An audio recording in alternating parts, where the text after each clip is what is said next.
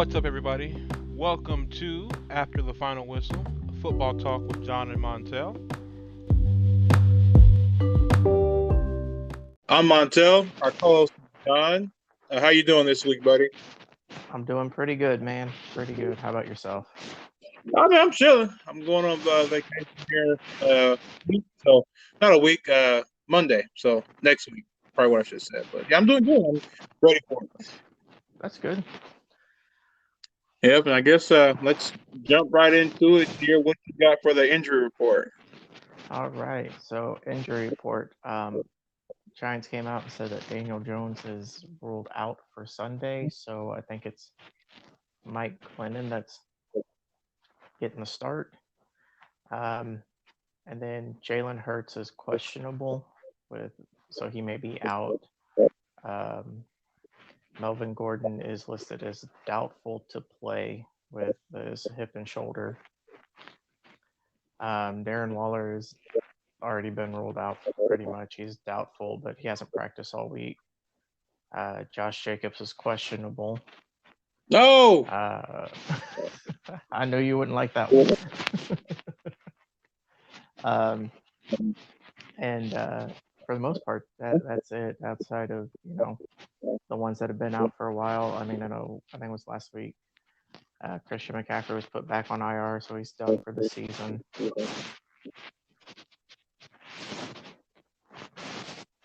I'm not shocked. I'm not either. I mean, we discussed it earlier in an earlier episode of the podcast about all these carries catching up to him. Yep, and he's big hits, and he just doesn't have the frame for it in my mind. But hey, Carolina paid him, and that's really kind of their fault. So, don't pay running backs. I feel the same way about Dalvin. He's got a dislocated shoulder. That's another one I forgot to mention. Yeah, Dalvin has been rolled out. Madison's getting the start. Yeah, Madison's getting the start. Somebody stole him from me off the waiver wire, but running backs just don't pay them. It's the smart thing to do in my mind. But like I said a couple of times, I don't know nothing. I'm just a guy recording the podcast with my boy. So exactly. So what do you have in the realm of news this week? There's a bit, but most of it's just like listed out funny. So I guess to start, a couple weeks ago, we talked about Antonio Brown and his fake vaccination card. The NFL did an investigation, and turns out he and two of his teammates actually did fake their vaccination cards. So they've all got a 3-game suspension without pay. Jesus. Plus whatever federal charge that could be against them too. Yeah, the league is the easy part. It's just your job. So next set of news I got is there's a Redditor named Professor Beast 55, and he said that the Memphis Grizzlies' 152-79 win over the Thunder has tied the Chicago Bears' 73-0 win over the Washington. I'm assuming they were the Redskins in the 1940 NFL championship. It's the largest blowout in any of the 4 North American pro sports. Jesus. I knew the Thunder were bad. I didn't know they were that bad. But 79 points put up against a professional basketball team. Mm-hmm. The Thunder is pretty much just like a G League team. There's a bunch of like first and second year guys playing, from what I understand. So it's not surprising, but it is kind of trash. Yeah, that's just. I mean, both of us being from Oklahoma, that's a tough one to swallow. Yeah, I mean, we can't have anything nice. But next bit of news is I'm sure you heard the Seahawks signed Adrian Peterson to their practice squad. And if he's moved to their active roster, this will be his 7th team overall in the NFL. So he's almost played for a fourth of the teams in the league. I don't know, man. Like, a running back needy team just cut him like 2 weeks ago. So it's like, why sign him? Ticket sales, I really don't know. The Vikings didn't even give him a look just because we got Madison, we've got Nwangu.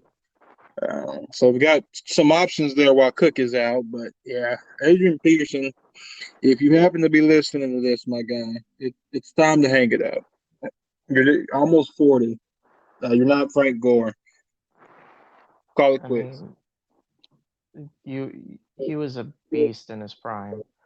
He Oh yeah, just he doesn't have it, and that's just you know time. A- I mean, it's AD undefeated against probably made everybody. like shit their pants watching film, and also some DBs having to tackle him. He did one dude, I think it was one of the Browns players, like a long time ago. He did him awful, but he just kind of threw him aside like a piece of trash and ran up the sideline for like 50 yards. So he had some Yeah, loose moments.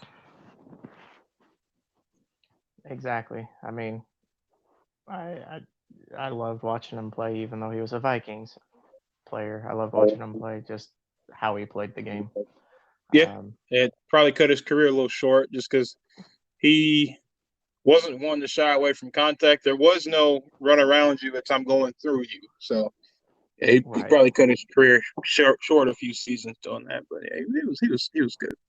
Ring of Honor, I think probably Hall of Fame at best, but really hard without the championship credentials to get in the Hall of Fame. So True, and I mean, we can't forget his off the field issue too. I mean, oh, that's you a mean big picking up the tree factor. and beating your child with? Yes, that off the field issue. I mean, that'll factor into it as well. Yeah, he's I don't know. Me personally, I feel like that whole thing was like blown slightly out of proportion, but that's not. I'm not going to tell people how to discipline their kids. So, uh, moving on. We've got the NFL Players of the Month have been announced for the offense, defense, and special teams. I didn't put special teams on here because I don't think anyone really cares about special teams. The offensive rookies, AFC, you got Jonathan Taylor. In the NFC, you've got Justin Jefferson. Now, the interesting thing about this is they both were drafted last year. The future of the league's in good hands. Obviously, on the defensive side, you've got the Colts, J.C. Jackson, who was a corner. I'm pretty sure came from New England. And then you've got the Bears, Robert Quinn, who's like 40 and somehow won Defensive Player of the Month. I mean, more power to him, I guess. I mean, geez. He's a monster in his prime. I mean, he has a dip and rip move that was disgusting, but a couple seasons doing it, people tend to pick up on it. So, yeah. Yeah. Well, he doesn't do good about against the Vikings. I'm fine. I think we got to play 2 games against them still. So, Oh, you guys haven't played the Bears yet this year? I thought you had at uh-uh. least one game against them so far. I don't think we played them yet. I've Okay. watched every game. I know this will be the second game with the Lions this Sunday, and we've only played one game against the Packers. Okay. Yeah. So the Bear. We usually get the Bears like the last week of the season, typically. So, next bit of news. I have it worded: if and when the Cardinals beat the Bears on Sunday, they will be the first team this year to clinch a playoff berth. Wow. Yep. So we're 12 weeks in, and there's no way they can't make the playoffs if they win this game this week. I mean, Kyler, I think, is back at practice, so I mean that right there improves their chances. Yeah, I mean, and their system, it's good, man. It's very college, I mean, but that's nothing against Kyler. I think it has more to do with Cliff Kingsbury coming from like a Texas, I think it was from A&M or Tech, one of the two, and they run that spread, run and shoot kind of offense, and they brought it to the NFL. And Kyler, when he plays, looks like an MVP candidate. So it works out. Yeah. Um, Speaking of like college news, I mean, we can't get out of this without talking about what happened over the weekend. Terrible Lincoln things. Riley Oh, going to USC and just kind of like it seems like a lot of the OU fans were upset that he seemed to just phone it in against OSU. yeah. So I'll say this, and I really don't care who hears it. I'm not an OU fan, but Lincoln Riley's a fucking coward. You have, I think, at least a game to go, maybe two if they make a bowl game, and you lose a rivalry game, and you decide to run out of town with your tail between your legs. I think honestly, part of the reason is he wants absolutely nothing to do with the SEC. He's scared, so he chooses the weakest Power 5 conference he could find. That's just my.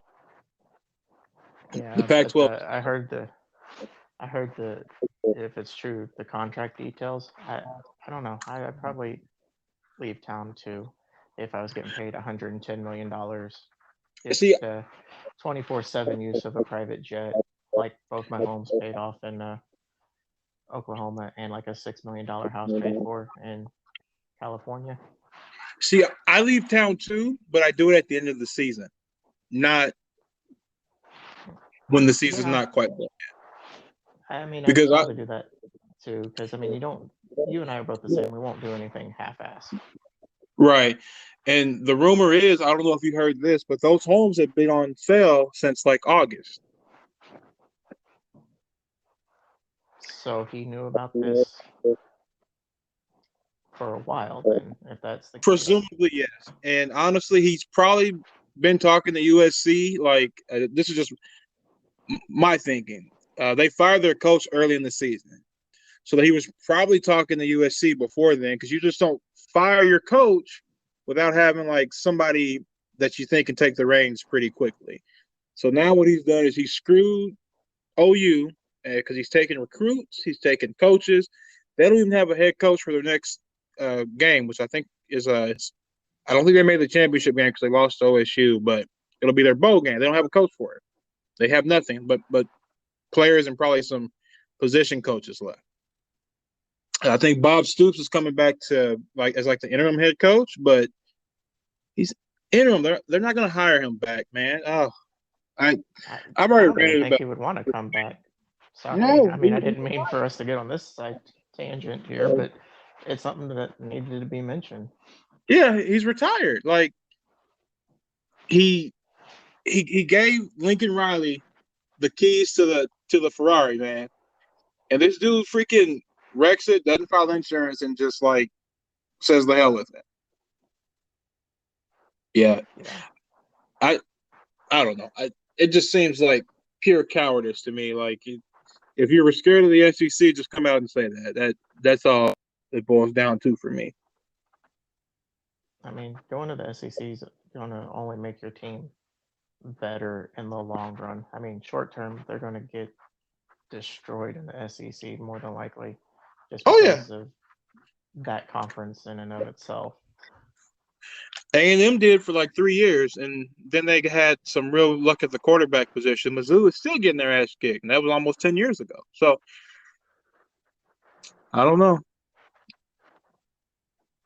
Sorry, he's pissed. He's a horrible person.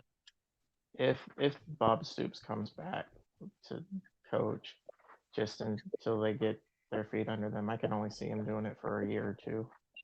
Yeah, because I know, God, this is another tangent, but he coached for the Dallas Renegades, which is like I think it was an AFL or XFL team, and I think they had to back the Brinks truck up to his house to get him to come out of retirement because I'm pretty sure he was the highest paid coach in that league.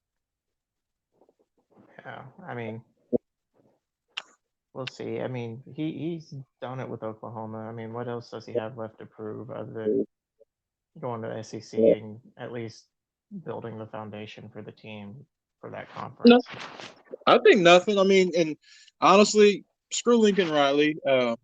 Me personally, I'm a I'm a 16, 17-year-old kid, and they tell me I get to play for a legend in Bob Stoops, and I'm already committed to USC. Now, USC 2, Oklahoma 1, and now Bob Stoops is back. It'd probably be my one now. Fuck Lincoln Riley. He's a coward. Yeah. Yeah. Man, I got to get to my last bit of news here. So I don't know if you've heard about the current draft order, but it's something. Okay, so Okay.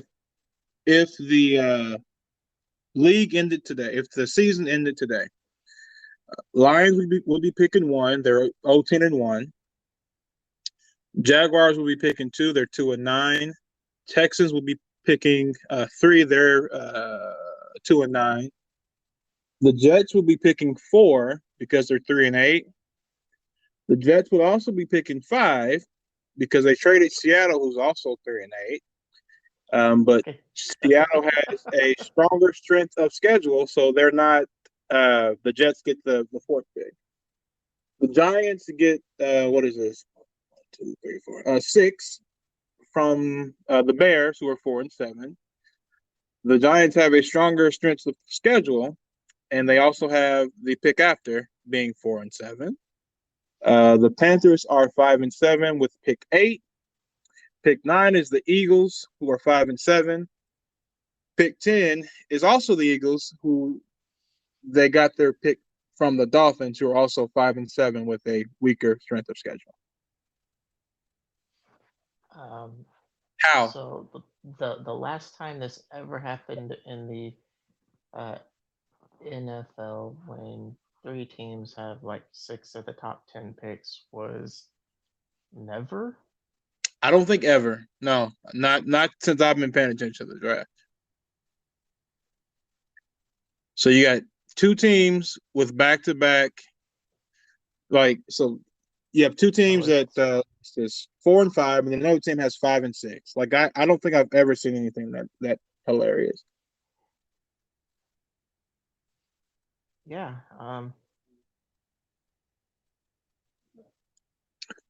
Yeah, it's just what to say. it's just a what the hell? How do you let this happen? I was looking at that and I'm like, there's no way. And it was actually I think they updated it, but I think the Panthers actually picked after the Eagles last week, so it was Jets, Giants, Eagles. Okay. Yeah.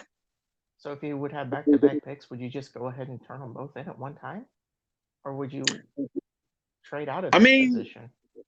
I would just turn them in at the same time. What's the point in making us wait? The freaking Jaguars, the entire world knew you were going to pick Trevor Lawrence, and they make you wait the whole 10 minutes. So it makes 0 sense. If this is how the draft order ends, I'm definitely going to watch the draft start from finish, at least the top 10. Oh, definitely. I mean, you have to, right? At that point. Because I don't know. I'm just thinking of all the trade scenarios. But honestly, for me, I would just make the picks out of spite. I have them, I'm going to use them. But those top 10 picks could pay big bucks too, though. So you can't have too many of them in a row before you run out of money to pay. Right. I'm just trying to think. So you said Lions have the first pick, right? Mm-hmm. 0-10-1. Yep. So we have no quarterbacks that are going first overall. Not right now, I don't think. I would probably go lineman on the offensive side of the ball, or get yourself a playmaker wide receiver. That's how I'm leaning right now. For the Lions, yeah, I can see that, or maybe a defensive end. Thibodeau's pretty good out of Oregon, but yeah, I honestly another... this to end. I want this to be the at least the top 10. Everything else can change. Yeah. But I was just thinking, you get yourself another tackle. You have your bookends for the next decade. They've got a kind of decent one. Taylor Decker's pretty good, but I don't think they'll re-sign him. And I think this is his fourth or fifth year. So yeah, they could get him another tackle to go book in with Penny Sewell, and he can play left or right. So they got options. So, anyway, I know when we'll do our off-season stuff, we'll deep dive more into this type of stuff. But it's just Oh yeah, spitballing off the top of the head the two you got to positions stay that tuned. they need. Got to stay tuned. Yeah, definitely got to stay tuned. Next thing I got is it's that Don't want time. to talk about it. Don't want to talk about it. Skip this segment. No, ain't no skipping, B. Ain't no skipping. Ain't no skipping. We're gonna talk about it. Then How I'll we let doing? you talk about it since you won in both of them. Oh, all right, guys. Let me pull up my handy dandy scores here. What was it, week 11? All right, so John and I played in both of our fantasy leagues this week. And the one we play for money. Wait, hold on. That's not right. Just a second. There we go. The one we play for money, I won 143 to 128. He has a habit in this league of shit going down on Monday and coming back and beating people, and he almost got me. So I'm sitting here just like frantically mashing my phone, like, refresh, damn you, refresh. But yeah. Wilson should have thrown for like 2 more touchdowns and ran one in, and I've been fine. But no. Russ, honestly, he's kind of like Rodgers. I'm pretty sure he's done with Seattle after this season. So I think he's just doing enough to look good and get paid again or get traded. I also think he kind of rushed back from that finger surgery too, just a little bit. I think so, because they probably thought they'd be in playoff contention, and now it's just like a waste. Yeah. And then in our other league, I didn't know. I didn't even look at this one this last week. It's 104 to 61. So I'm a measly 4-8 in that league, and John is 5-7. So he'll probably make the playoffs, but I get the split this year. Did we split this year in this one? I think this was our first match. Maybe not. No, we played some other time. Let me look here. I'm sure we split then, like we did in the main one. Let's see, week 4. Yeah, you won 119 and 95 last time, so we split. I'll take that. I think I don't know how the tiebreaker works, but I have a better point differential in the win. So who knows? We're not even tied. You're a game ahead of me. So yeah, I mean, and then the money league one. I mean, we're split there too, with the potential to meet up in the playoffs. Yeah, I think I'm projected to be 6. Yeah, No, 4. Holy cow! Yeah, as long as I can win, I get the first round bye. I got to win this week before. Yep. Who you got? JW. Oh, he's. Or no, not JW. Tulsa Hawk. Oh, you can beat him. He's not very good. With Zeke putting up 6 points, we'll see. Yeah, he's. Well, you have Zeke? Yeah. Well, at least I didn't even change my running back this week because I thought he was going to play. So I was super confident, didn't look until this morning, and I was like, well, it's too late now. So yeah. Moving on to predictions from last week. John, you're sitting at 21 and 11. Last week you were 2 and 1. This week you were 1 and 2. You predicted the Steelers would beat the Bengals 17 to 10. They lost 10 to 41. Predicted the Titans would lose to the Patriots 17 to 42. They did, 13 to 36.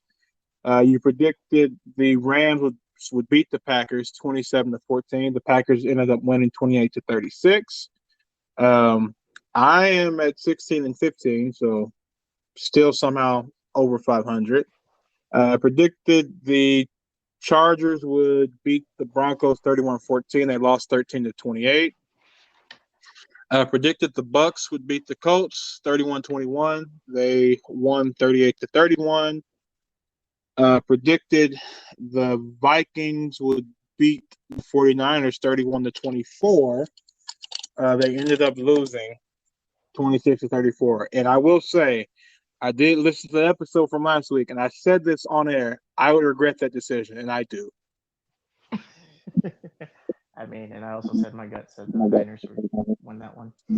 Yep. And my wording was, my heart says Vikings, my mind says 49ers. So I'm going with my mind from now on. I'm done with that. You're done with your heart? I'm done with that. Heart being wrong. All right. So let's talk about some of the games from next week. So Packers are on the bye, so you don't have a game for them, but you have Chargers at Bengals and Broncos at Chiefs. Chargers at Bengals.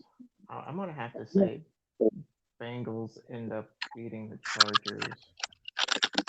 We'll say 24-13. Okay, I can see that. Wait, you said the Chargers? No, the Bengals. Oh, okay, hold on. I got it back. Sorry. I put the at team first usually when I type that out. Gotcha. So hold on. You said 13-24? Yes. And All then right. Broncos versus Chiefs. I'm gonna say Chiefs win 28-17. Mahomes revenge tour? I just feel like the Broncos just don't have the same enough firepower to keep up with the Chiefs, and I can't see Teddy Two Gloves pulling out the win. You know, I'm probably in the same boat. Teddy is what he is. He's a game manager, so I can't be too mad about that. Let's see. For me, I've got, let's see. Looks like, let me go here. I've got the Washington football team at the Raiders. Let's see. Ravens at Steelers and Vikings at Lions.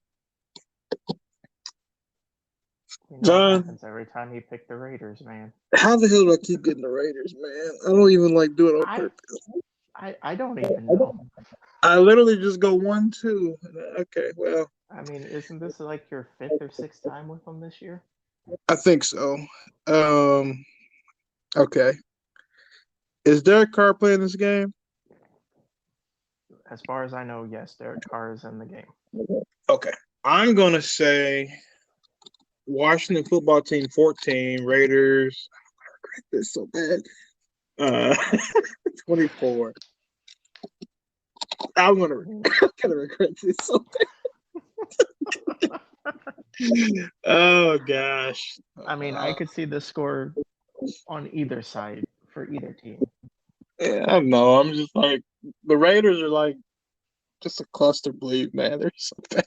They're good, they're bad. They don't have a coach. Their number one target is probably going to jail for the rest of his life. It's just like what? It's just chaos. Yeah, I mean, this NFL season has been crazy because I know earlier in one of our shows we were talking about how the Raiders could be a dark horse in the playoffs, and now it's like I don't even know if they'll make the playoffs. Dude, that car has like crashed into the bay. They'll probably finish this season just under or over 500. They won't have like a convincing winning record. You know what I mean? So they'll probably be like 1 or 2 games over or under 500 and miss the playoffs.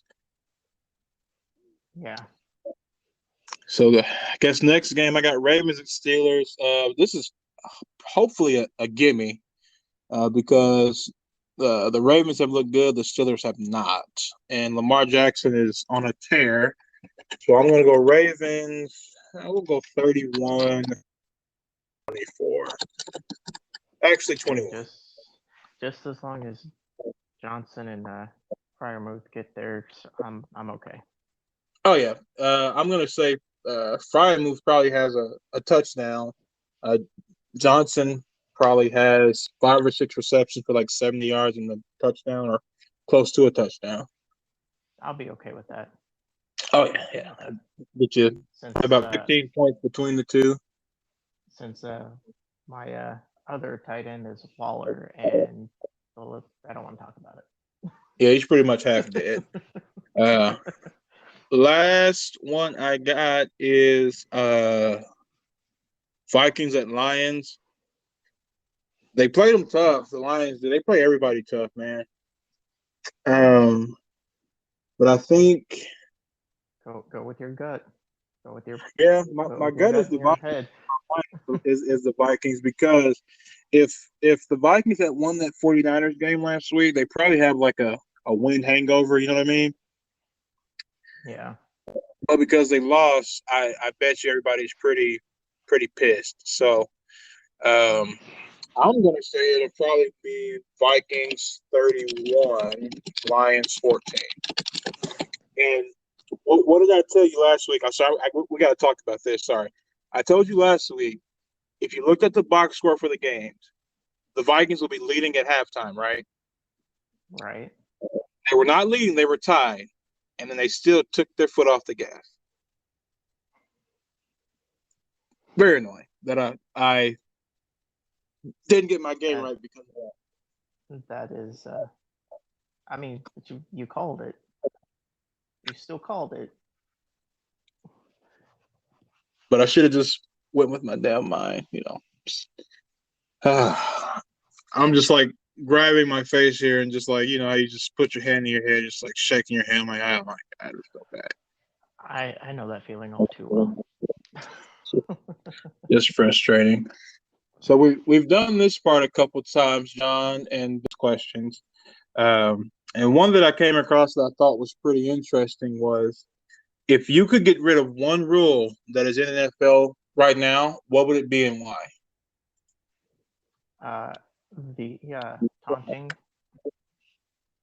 I mean, I feel like that's just making the game less entertaining, because I mean, you come up with a big play, and like we discussed before, that rookie running back carrying damn near half of the defense on his back for like 15 yards, and then get called for taunting and fined for it. I mean, let it be one or the other. Don't let it be both. I get that they're wanting to put an emphasis on it, but it's a game of emotions. So you come up with a big play, you're going to be, excited about it. And yes, I understand some people take it too far. There are those players. But to hold everyone to that same standard, I understand it, but it's just not working out. No, I agree with you. Me personally, mine would probably be, and this is going to be super unpopular, but it is what it is. It'd probably be defensive pass interference. Either I can see that, because this year it just seems like a quarterback underthrows the ball and it's automatically being called. right, and my thing is, either call it every time or don't call it at all. Like, there's been some pretty egregious like no calls. I've watched, not just, I had one in the Vikings game that I saw last week, and it's not just the Vikings.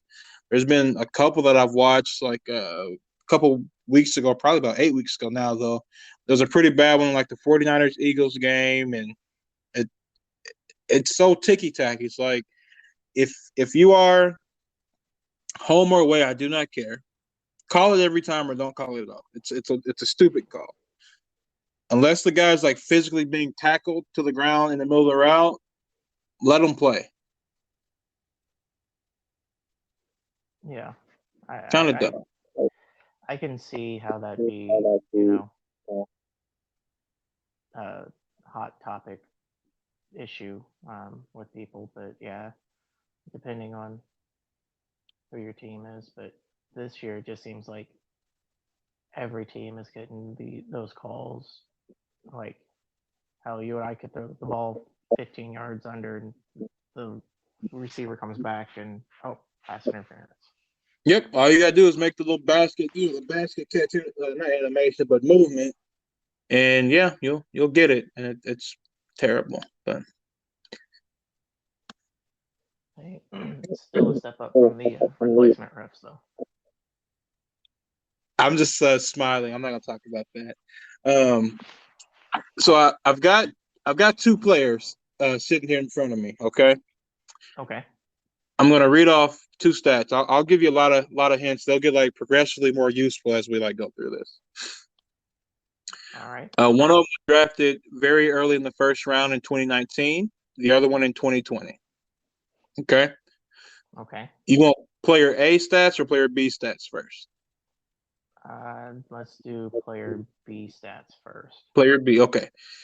His rookie year, his first 16 starts, he threw for 3,722 yards, threw 20 touchdowns, 12 picks, had a 64.4 completion rating, percentage, sorry, had a passer rating of 87.4, went 5-10-1, and he won the Offensive Player of the Year in his rookie season.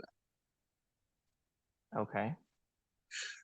Player A he passed for 3,515 yards, 21 touchdowns, 11 interceptions, had a completion percentage of 67, a passer rating of 90.5, and owns a 9-7 record in his first 16 starts. Okay. They're both quarterbacks. Both quarterbacks. And both offensive rookies of the year? Nope. One of them won it. The other one was hurt part of his first season. Well, I know it's not Justin Herbert because Tyrod had this first start, so he didn't play in 16 games. How about this? Oh, okay. What? Oh, go ahead. No, go ahead. I'll let you shoot. Player B. What conference do they play in? Because I know it's not Joe Burrow either. What offense? Conference. Oh, NFC. NFC West for the player B, more specific. NFC West. So that's Raiders, Chargers. Not Raiders, but I don't even remember all the teams in the NFC West. NFC West is Rams, Seahawks, Cardinals, and 49ers. So first, the player B, is it Kyler Murray? It is indeed. Okay. And then you said 2019. The other one was 2020. So the other one's first. He missed part of his rookie season, so it's from 2020 to 2021, but he was drafted in 20.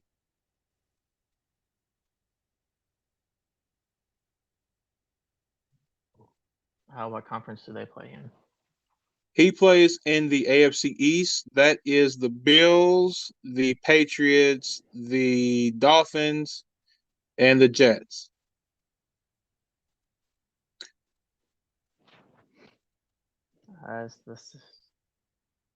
Is that Tua? It is Tua Tagovailoa, yes, sir.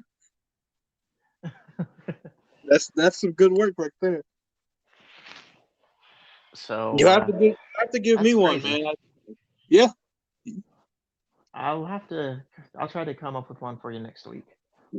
You want me to send you the graphic that I'm looking at? Because I thought it was pretty cool. Let me Facebook. Actually, here we do. Okay. But that's all I got. What you got? Anything else you want to cover? No, that's pretty much it. Maybe in the next couple episodes we can talk about teams that we didn't think would be in the playoff hunt being in the playoff hunt. But other than that, that's really all I can think of. Yeah, let's mark it down and bring it up, and we'll chat about it. All right. So until next week, everybody, take care. Peace out. Yep. And as I say at the end of every episode, feel free to leave us a voice message. We'll answer it on air, or send us an email at afterthefinalwhistlepodcast@gmail.com. We're available on Apple Podcasts, Spotify, Breaker, Google Podcasts, Pocket Casts, and there are some lesser known ones as well. But those are the main ones. And if you want us to be on another one, let us know, and we'll be more than happy to try and get it up. I appreciate y'all tuning in. Peace. We'll be right back with a quick message from one of our sponsors. I get asked quite a bit how John and I went about spinning up a podcast so quick. We use an application or a platform called Anchor. It has the tools that allow you to upload and record your podcast right from your phone or your computer. I've done both, and they're really quick and simple to use. When hosting a podcast on Anchor, you can distribute it quickly on various platforms such as Spotify, Apple Podcasts, Google Podcasts, Breaker, and Pocket Cast. It has everything you need all in one place, and best of all, it's completely free. Download the Anchor app from your Play Store or your Apple Store, or go to anchor.fm to get started today.